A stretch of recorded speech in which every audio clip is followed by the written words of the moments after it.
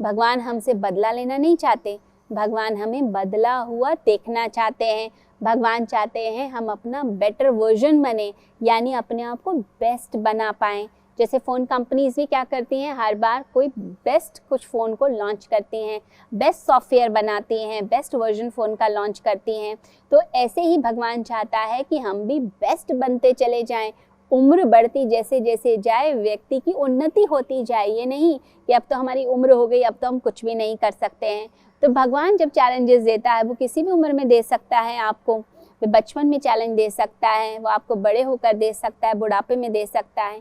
कई बार तो physical challenge आते हैं, और वो फिज़िकल चैलेंज जब हम स्वीकार कर लेते हैं कि ये ईश्वर ने सामने एक परिस्थिति उत्पन्न करी, वो इसकी इच्छा थी, लेकिन व्यक्ति उसको स्वीकार करके फिर जब अपनी उन्नति की राह पर चल पड़ता है, तो समझ लीजिए वो परमात्मा के इशारे को समझ गया है।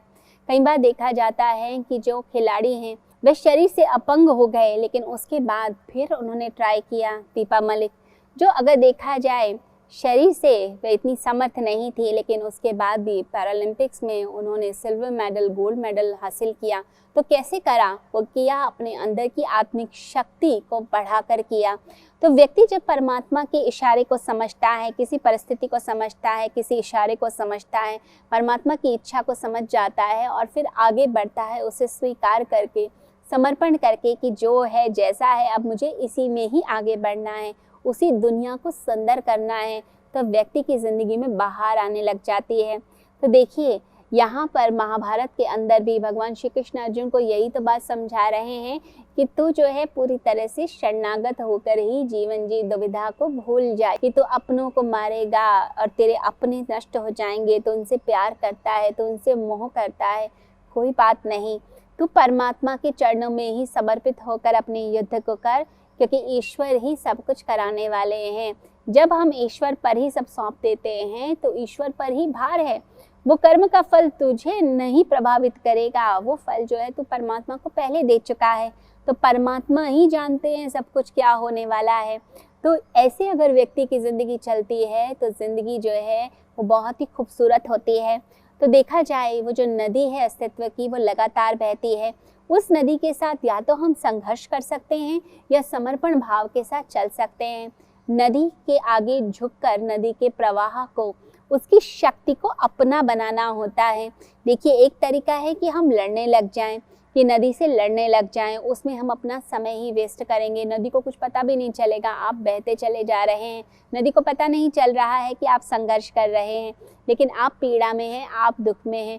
परंतु यदि आप जीवन की ये जो नदी है, जो चीज़ें हो रही हैं, उसको आप जो है एक परमात्मा की चुनौती, परमात्मा का आशीर्वाद समझकर स्वीकार करते चले जाते हैं, तो वो जो जीवन होता है वो आनंदपूर्ण होता जाता है। भगवान ने ये दुख दिया है, ये चैलेंज अगर दिया है, कोई बात नहीं, मैं इस चैलेंज को स्वीकार करता हूँ, मैं अपनी ज़िंदगी को और सुंदर बनाता हूँ, मैं और ज़्यादा अपने आप को बेस्ट बनाता हूँ। तो मेंटली स्ट्रॉन्ग करने के लिए परमात्मा ने, तपस्या करने के लिए मेरी लाइफ में ऐसी कठोर परिस्थितियाँ दी हैं।